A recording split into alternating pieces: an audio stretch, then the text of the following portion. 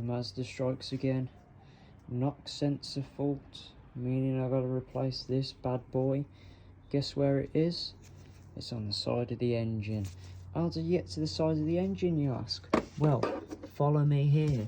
Here we go. The whole of the top has to come off so you can get to the fuel rail. The injectors, petrol injectors come off. Then you've got to get the inlet manifold off. To get the inlet manifold off, you've got to take the throttle body off and the pipe, as well as like all the MAF sensors, etc, etc. Plus the little return coolant pipe as well, that's down there. Take that all off, and then you can see